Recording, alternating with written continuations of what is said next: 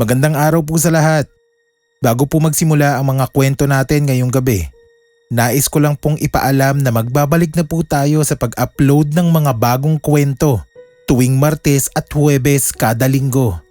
Dating gawi po tuwing 8:00 ng gabi. Sana po ay sabay-sabay ulit tayo sa pagsigaw sa ating mga kwento.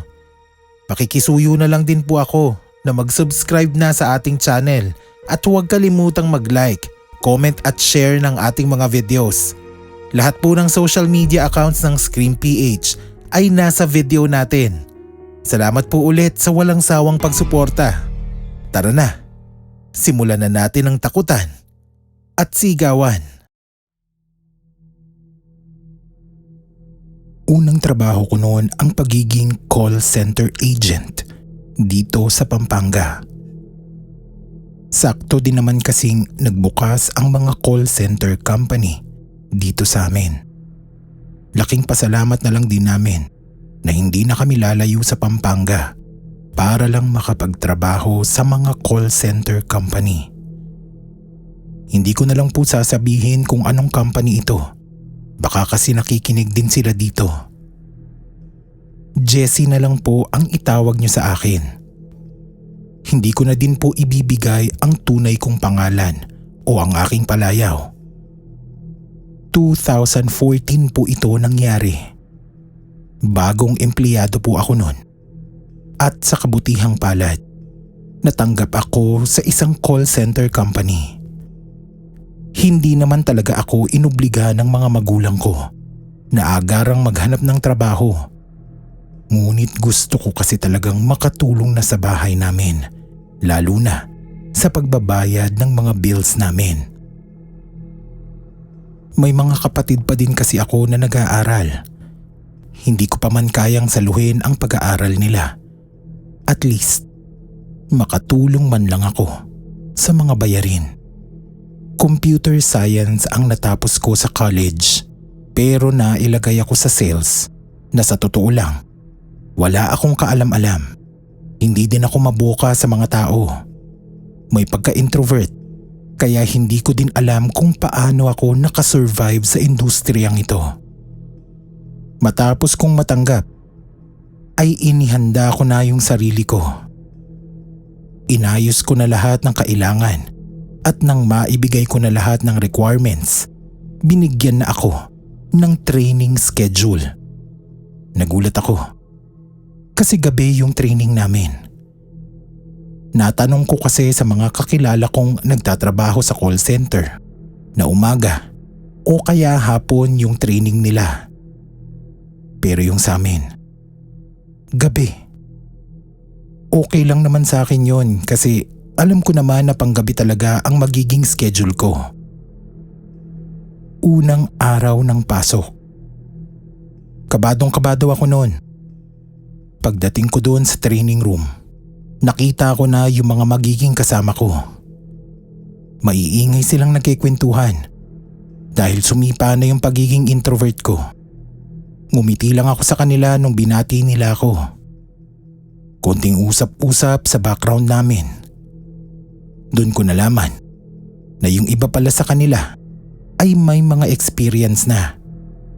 Galing Maynila at nagdesisyon na lang na lumipat dito dahil mas malapit sa kanila kahit mas maliit yung sahod kumpara sa mga call center sa Maynila. Ayun naman kasi sa kanila. Malaki naman daw yung komisyon dahil nasa sales naman daw kami. Matapos ang konting usapan, may isa pang trainee ang pumasok sa training room namin.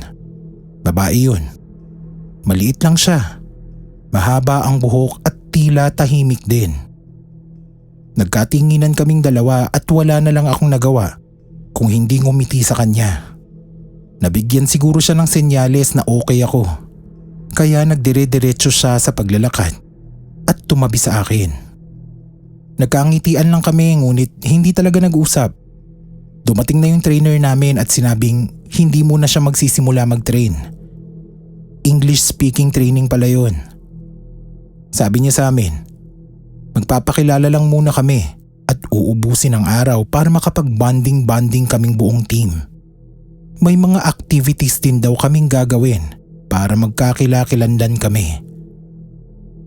Unang ginawa ay ang magpakilala ng sarili. Sa bandang likod kami nakaupo noon. Buti na nga lang, sa harap nagsimula kasi hindi ko din alam kung anong sasabihin ko.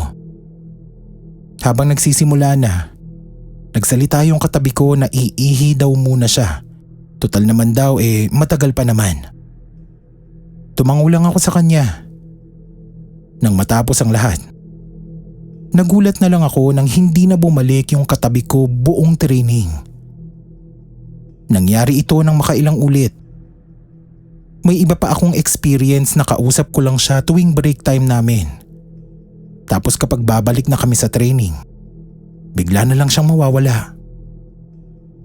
Isa pang katakataka, hindi din naman napapansin yun ng iba ko pang mga kasama. Nang malapit nang matapos yung training namin, hindi na ako nakatiis. Tinanong ko na yung trainer namin. Tinanong ko siya kung bakit hindi niya napapansin na may isa pa kaming katim na laging wala sa training. Tinignan niya ako ng may pagtataka. Tinanong niya kung sino ba yung binabanggit ko. Tinignan niya yung listahan niya at sinabi sa akin na palagi naman daw kaming kumpleto. Ikinwento ko sa kanya yung babaeng lagi kong kausap habang papasok din sa loob yung iba kong katim. Nagsimula na kaming magkumpulan sa table ng trainer namin at nagkabukuhan na nagtataka din daw sila kasi minsan nagsasalita daw akong mag-isa. Hindi lang daw nila binabanggit kasi nga baka may pinagdadaanan lang ako. Ayaw naman nilang maramdaman ko na may kakaiba silang napapansin sa akin. May mga nagsabi din na minsan nga daw, iba ang lamig sa training room namin. Sobrang takot din namin nung matuklasan na may kaluluwang nagpapakita sa akin at sumasama sa training namin. Doon ko din nalaman na bukas din pala ang third eye ko at nakakakita ng mga kaluluwang balibot-libot sa gusali ng pinagtatrabahuhan namin. Hindi yun ang huling beses na nakita ko ang babaeng yun. Minsan, nakikita ko siyang palibot-libot sa production area namin. Hindi naman ang gugulo at hindi din naman alam ng mga tao na may ganong nangyayari sa production. Pero sa aking nakakaalam, hindi matapos yung mga kababalaghan na nararanasan ko doon. Mabuti na nga lang at nakatagal ako ng 3 taon. Kasama na din siguro na alam ng mga katim ko ang mga nangyayari at may napagkikwentuhan ako ng mga nangyayari sa akin. At laking pasalamat ko na inaalalayan nila ako at sinusuportahan. Sa ngayon, marami pa din ako nakikitang ligaw na kaluluwa. Lumipat na din ako dito sa Maynila para mas mataas ang sahod. Sa tingin ko, mas malala ang mga naging experiences ko dito. Pero dahil nasanay na lang ako, hindi ko na lang pinapansin.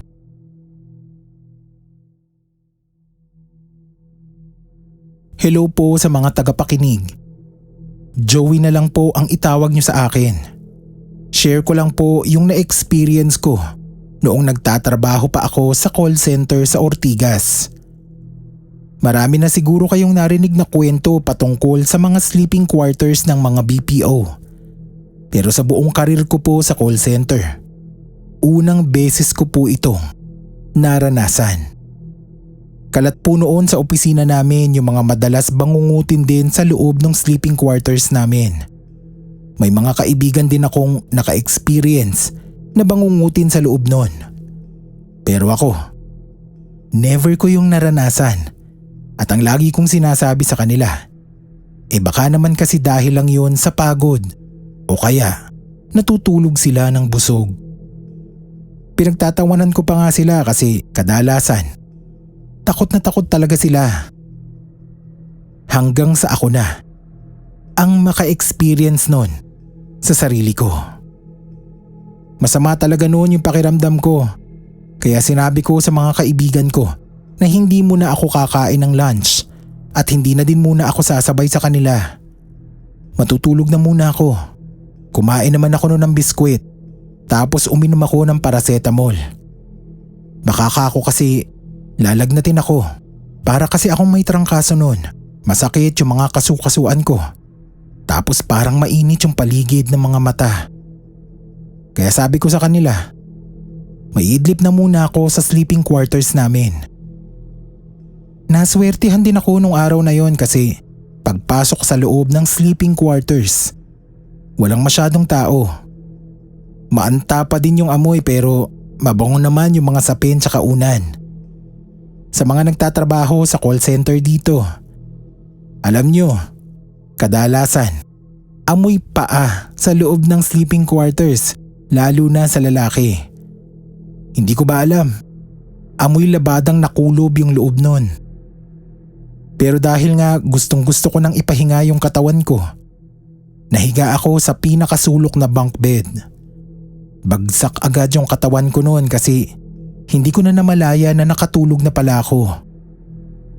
Maya-maya pa, nagising na lang ako dahil bigla na lang yumugyog yung buong bunk bed. Naalimpungatan ako kasi nakita ko pa yung tao na umaakyat sa itaas. Sa laki ng hita nun, naisip ko kaagad na malaking tao siya. Malaki. As in mataba. No hate naman pero madami kasing bakanting higaan sa baba pero bakit sa taas pa niya piniling humiga? Naiinis ako noon kasi naputol yung tulog ko. Pero syempre, hindi ko na pinarinig yung pagka-bad trip ko at sinubukan ko na lang ulit matulog. Pero hindi ko din talaga maibalik yung tulog ko kasi kada 5 minuto, yumuyog-yog yung buong bunk bed. Para bang nagpapabaling-baling yung nasa itaas. Tumagal yun ng ilang minuto hanggang sa hindi na ako nakatiis at nagsalita na ako na wag siyang masyadong malikot. Walang nagsalita pero tumigil yung pagyanig ng higaan namin. Humiga ako ulit nang nakaharap sa taas hanggang sa makarinig ako ng nagkakrak na kahoy. Una kong inisip na sa amin yon kasi ang lakas talaga ng tunog. Pero may side pa rin na naisip kong baka sa kabilang higaan kasi may ibang tao din kaming kasama. Hanggang sa bigla na lang bumiga yung higaan sa itaas ko. Hindi ko na nakuha pang makabangon kasi biglaan lang. Nakadagan sa akin ang isang napakatabang lalaki. Pasensya na sa mga description ko pero sobrang taba niya talaga at nakadagan sa dibdib ko. Hindi ako makahinga noon at nagpupumiglas na makaalis. Ngunit habang sinusubukan kong bumangon, lalo siyang bumibigat. Halos mawalan ako ng malay noon hanggang sa marinig ko yung boses ng TL ko. Napabangon ako. Panaginip lang pala ang lahat. Basang-basa yung damit ko noon dahil sa pawis. Sobrang sakit ng dibdib ko tsaka likod ko. Kasi ramdam na ramdam ko pa yung bigat ng lalaking nakadagan sa akin kanina. Dinala nila ako agad sa klinik. At yun nga, 39 degrees yung lagnat ko. Binigyan nila ako agad ng paracetamol tapos sinamahan ako ng TL ko sa ospital. Pasalamat na lang din talaga. Pinakwento ko sa TL ko yung nangyari at kung paano niya ako napuntahan sa sleeping quarters. Sabi niya, tinawag daw siya ng isang ahente na apparently kasama ko sa loob ng sleeping quarters na yon. Nung una daw, umuungo lang daw ako habang tulog. Sobrang lakas daw ng boses ko noon kaya nagising na yung iba kong kasama. Sinubukan daw nila akong gisingin pero hindi ako magising-gising. Mabuti na nga lang daw at kilala ako ng isa sa muka at kilala din yung TL ko kaya agad daw siyang tinawag.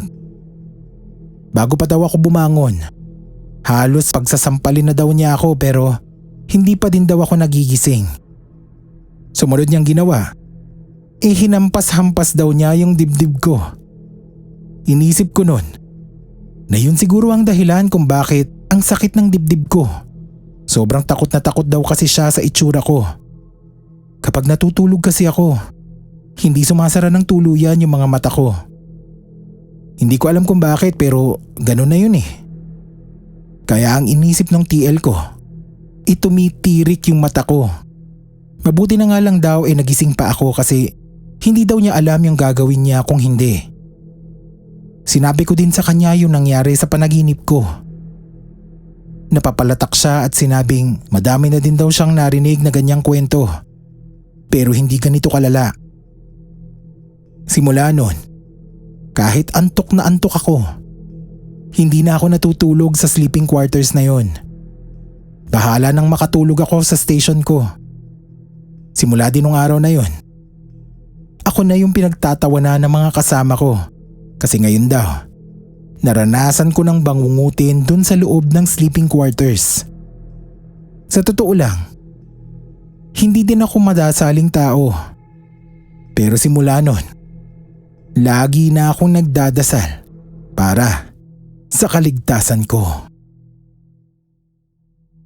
Magandang gabi po sa mga tagapakinig ng Scream PH. Ako po si Jorcel, 35 years old, na taga Mandaluyong. Napakinggan ko po dati yung isa sa mga kwento tungkol sa mga call centers at gusto ko din pong i-share ang naging experience ko nung nagtatrabaho pa ako sa Makati. Ngayon po ay nagpatuloy ako ng pag-aaral para matupad ang pangarap kong maging guro. Noong nagtatrabaho po kasi ako sa call center noon, third year college lang yung natapos ko. Nang medyo makaipon ng kaunti, nag-decide na po ako na bumalik na lang sa pag-aaral habang nagsa-sideline sa pagiging virtual assistant. Tandang-tanda ko pa, March 22, 2010 po ito nangyari. Lunes yun. Reverse mid-shift po ako. Bali ang pasok ko ay alas 2 ng madaling araw at matatapos ng alas 11 ng umaga. Parang closer na din po yung shift ko na yon kasi halos palitan lang kami ng shift ng ibang mga nasa night. Dumadating ako sa opisina noon 30 minutes before ako mag-log in para makapag-ayos pa ako ng station ko. Halos wala na din yung mga nasa night noon kasi karamihan sa amin, split yung off. Karamihan Lunes at Biyernes ang day off. Swerte nga lang ako at Miyerkules at Linggo yung sa akin. Swerte na sa akin yun kasi tuwing Linggo may ganap kami sa pamilya kaya pabor na din sa akin yun. Tapos hindi pa masyadong stressed out kasi 2 araw lang akong papasok tapos off ko na ulit.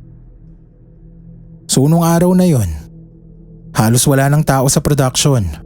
Konti lang din kasi kaming nasa shift. Kasi lugi sa night differential. Hanggang alas 6 lang kasi ang cut-off ng night differential fee sa amin. Anyways, habang nasa locker area ako at naglalagay ng gamit, napansin ko na parang mabigat yung pakiramdam ko. Para akong lalagnatin. Naisip ko pa noon na first break ko, bibili ako ng Gatorade o ibang energy drink kasi pakiramdam ko talaga magkakasakit ako. Isa pang kakaiba nung araw na yon, nararamdaman ko pa noon na parang laging may nakatingin sa akin. Lingon ako ng lingon sa likod pero wala naman akong makita. Sa totoo lang po ay marami na kaming narinig na kwentong kababalaghan doon sa opisina namin. Kasi luma yung building kung nasaan yung office. May mga na-experience na din ako dati doon pero hindi talaga siya yung masasabi mong mapapatakbo ka sa takot. Hindi katulad ng mga na-experience ng ibang mga empleyado. Kaya ako, pinagsawalang bahala ko na lang yung pakiramdam na tila ba may nakamasid sa akin at dumiretso na ako sa station ko. Yung setup kasi ng stations namin, may malalaking harang na parang cubicle. So hindi mo makikita kung may tao ba sa harap mo unless sumilip sila sa itaas. Sa sulok ako ng production nakapwesto. Pinili ko doon kasi minsan nagpupuslit ako ng chichirya o minsan biskwit sa loob ng production namin. Para hindi masyadong halata, doon ako sa sulok naglalagi. Siguro mga 30 minutos matapos magsimula yung shift ko. Bigla na lang akong nagulat kasi parang may kumakalabit sa akin. Maliliit lang yung kamay kasi Hindi din naman ganoon kalakas yung kalabit sa akin. Noong una, ang inisip ko talaga ay kalabit. Pero nung dumalas na, inisip ko na baka makatilang yung damit ko. First break ko na, 5:00 ng madaling araw. 15 minutes lang yon. Hindi din naman ako nagyoyosi break kaya sinabi ko sa mga katim ko na maiidlip na lang ako sa station kasi inaantok na din ako noon. Nag-aagaw yung antok ko nang mapatingin ako sa gilid ng station ko. Nagulat ako nang makakita ng isang batang babae na nakadungaw sa gilid ng cubicle. Napabalikwas talaga ako noon sa kinauupuan. Hindi man lang dinatakot yung bata. Parang natawa pa nga siya nang magulat ako. Tapos bigla siyang nawala at naririnig ko na yung mga pagbagsak ng maliliit niyang hakbang sa carpeted na sahig ng production. Agad akong tumayo sa kinauupuan ko para tignan kung saan siya nagpunta. Pero nawala na siya. Sabi ko, paanong nakapasok yung batang yon sa production? Inisip ko na lang na baka anak ng operations manager namin o isa sa mga TLs. Pero imposible naman yon kasi hindi naman nila madalas isinasama yung mga anak nila sa opisina. Naupo ako ulit at nung akmang idudukduk ko na yung ulo ko sa desk para matulog, nagulat na lang ako nang makita yung batang yon na nasa ilalim na ng lamesa ko. Nakatingin sa akin habang halos nanginginig na yung katawan sa kakatawa. Ibang klase yung balikwas ko noon mula sa upuan. Napakiramdam ko nga para akong lumipad sa layo ng pinagtalsikan ko. Ang lakas ng sigaw ko noon na napatingin na sa akin lahat ng nasa production. Nagtatakbo ako papunta sa TL ko. Sa sobrang panik ko nga, pinayagan na niya akong mag-early out. Hindi ko talaga makakalimutan yung pangyayaring yun kasi unang beses mangyari sa akin na makakita ng multo ng harap-harapan. Hanggang ngayon nga po, nangingilabot pa din ako kapag naaalala ko ito at kapag may mga kwentuhan ng kababalaghan, lagi ko itong ikinikwento.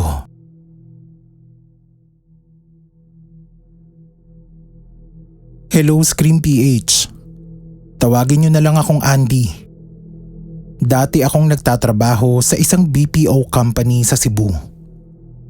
Marami kaming kwentong kababalaghan doon sa pinagtatrabahuhan namin. Pero ito na siguro yung hindi ko makakalimutan. Newbie lang kami noon at wala pang halos kaalam-alam sa kalakaran sa call center. Kaliwat kanan ng kwentuhan naming mga baguhan. Kasi hindi talaga namin alam ang i-expect sa bagong trabahong ito. 22 kaming lahat noon sa klase. Medyo marami para sa akin pero noong mga panahon na to, talagang boom na boom ang call center. Pero sa lahat ng naging katim ko, may isa doon na parang laging sakitin.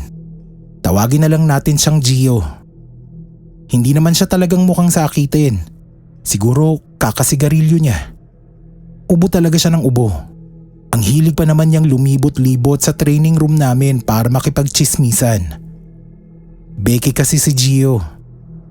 Nakakaawa nga lang kasi naririnig ko na pinagchichismisan siya ng iba naming mga kasama sa training.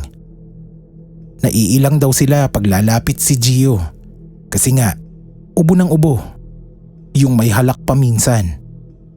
2 linggo yung training namin at 2 linggo din siyang kumakahol sa training room.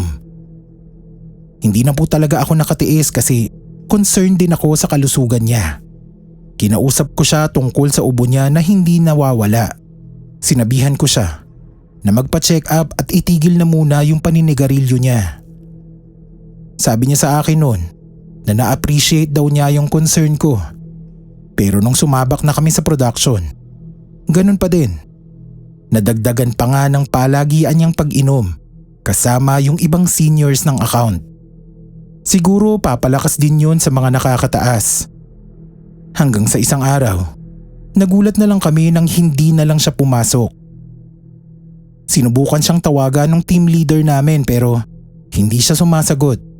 Inakala namin na baka nalasing lang siya nung araw na yon at hindi na nakapasok. Ngunit lumipas ang ilang araw at ilang linggo nang hindi siya nagpapakita. Nag-alala na kaming lahat dahil ni isang balita wala kaming narinig sa kanya. Dahil nga madami siyang naging kaibigan sa production, pinagtanong-tanong ng TL ko kung may nakakaalam ba ng sitwasyon niya o kahit man lang address para makamusta siya. Pero wala. Kahit madami siyang naging kakilala, wala naman siyang naging kaibigan. Siguro lumipas ang isang buwan. Nagulat na lang kami nang bigla siyang pumasok sa meeting room namin habang nagha-huddle ang team. Gulat na gulat kaming lahat sa pagpasok niya kasi wala man lang siyang pasabi. Usual yung itsura niya. Walang kakaiba sa paningin namin. Nagkaiba lang sa kilos niya. Halatang halata na sobrang tahimik niya. Nakaupo lang siya sa isang sulok at titingin-tingin lang sa amin. Salita nga ng salita yung TL namin about sa kanya pero wala siyang reaksyon. Kadalasan naman kapag siya ang topic sa kung anong usapan, lagi siyang nagko-comment. Pero ngayon, wala. Batong-bato yung itsura niya. Pagkatapos ng meeting, nilapitan ko siya. Tinanong ko kung ayos lang ba ang pakiramdam niya. Siyempre tinanong ko din kung bakit hindi siya nagpapapasok nung mga nakaraang araw. Sa totoo lang, nakatag na siya as a wall. Kasi ilang linggo na siyang wala. Kaya ganun na lang yung gulat namin nung pumasok siya. Sa katunayan nga, nabanggit yun sa meeting namin pero wala siyang imik. Tumingin lang siya sa akin at ngumiti. Hindi siya sumagot sa akin tsaka naglakad dire-diretso palabas ng production floor. Dahil sa kagustuhan kong makakuha ng sagot mula sa kanya, hinabol ko siya palabas ngunit bigla na lang siyang nawala. Hindi ko na yun pinansin pa at pinag-isipan ng kakaiba kasi magla-log-in na din ako. Sinisigaw na din kasi ng workforce yung pangalan ko. Nung lunch break, nag-decide yung TL ko na mag-group lunch kami kasi nga bumalik na si Gio. Umorder na sila ng pagkain tapos nagkita-kita kami sa pantry. Una akong nandun kasi natapos agad yung call ko. Tapos si TL. Tapos yung isa pa naming ka-team. Sabi sa amin ni TL na willing naman daw siyang ilaban yung case ni Gio sa management kung bibigyan siya nito ng matinding alibay kung bakit hindi siya nakapasok nung mga nakaraang linggo. Nakumpleto na kaming lahat. Pero si Gio, wala pa. Pinahanap ng TL ko si Gio dun sa isa naming ka-team. Hindi ko din naman kasi inisip na umalis siya matapos naming mag-usap nung araw na yon. Mga 20 minutes siguro, bumalik na yung ka-team ko. Sabi niya, hindi niya daw makita si Gio sa production floor. Sinabi ko na din na nakausap ko siya kanina tapos lumabas pero hindi ko na alam kung bumalik ba siya pagkatapos nun. Sinabi na lang nung TL namin na kumain na kami at baka ma-overbreak pa. Siya na daw ang bahalang maghanap kay Gio sa production. Natapos yung buong araw nang walang Gio na nagpakita sa amin.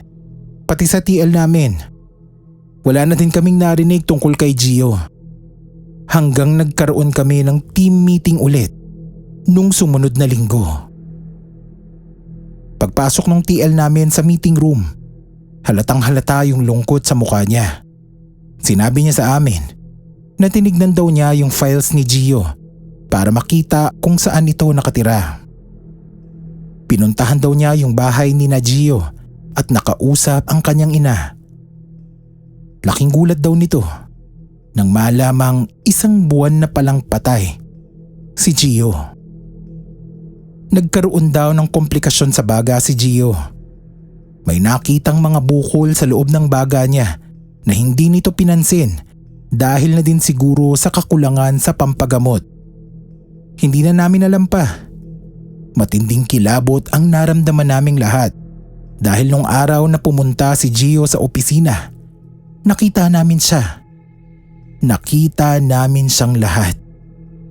Hindi lang si TL, hindi lang ako, buong team namin. Tinanong din ni TL kung saan nakalibing si Gio at sabay-sabay na lang kaming dumalaw sa puntod niya. Hindi na din namin ikinwento sa pamilya niya yung nangyari at baka lalo silang malungkot. Pero hanggang ngayon, hindi ko pa din makalimutan yung pangyayari na yon.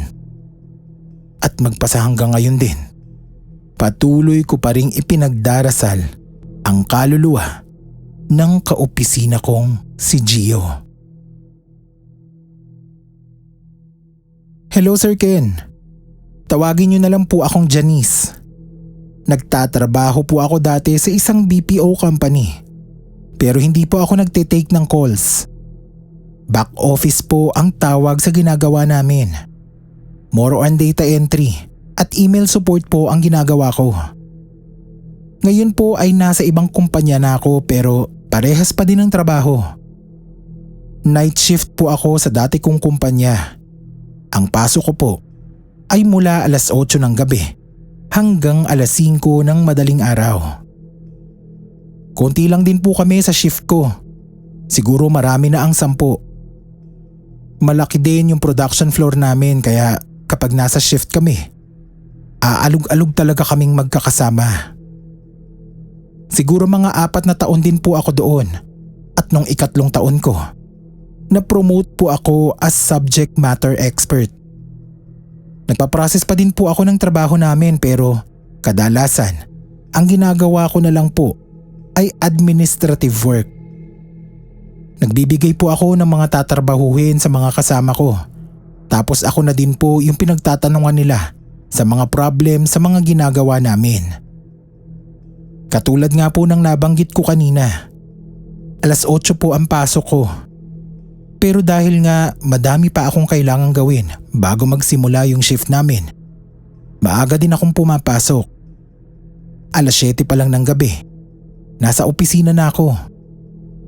May mga nararamdaman din naman po akong kakaiba sa loob ng production floor namin.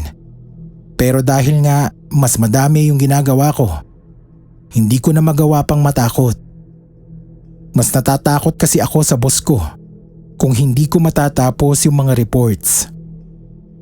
Nung pagpasok ko, nakalimutan ko na marami pala ang naka-vacation leave sa mid-shift namin. Kaya pagdating ko sa opisina ng alas 7, ako na lang yung tao doon. Okay lang naman kasi mga alas 7:30, magdadatingan na yung mga kasama ko. Dumaan yung shift ko ng mabilis at walang kakaibang pangyayari. Bandang alas 4 ng madaling araw, biglang naglabasan yung mga kasama ko. Magkakape lang daw sila. Sabi ko, maiiwan muna ako sa loob kasi may tatapusin pa ako. Tandang-tanda ko pa na 6 silang lumabas noon. Sa pagkakaalala ko, 8 kaming pumasok.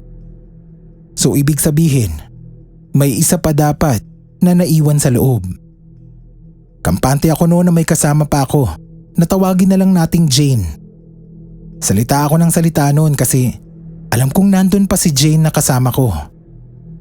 Kakatuwa naman kasi sumasagot naman siya sa mga tanong ko. Nakikipagtawanan pa nga sa akin. Mga 30 minutes kami nag-uusap nung inakala kong katrabaho kong si Jane. Hanggang sa nagulat na lang ako na bigla siyang pumasok sa loob ng production. Tapos tinanong ako kung nasaan na yung iba. Tulala ako sa kanya noon sabay tayo mula sa kinauupuan ko. Inilibot ko yung mga mata ko sa paligid at sa gulat ko, wala pala akong kasama sa loob ng production floor namin kanina pa. Tinanong ko si Jane kung saan siya galing. Sabi niya sa akin, kanina pa daw mga alas 12 ng madaling araw.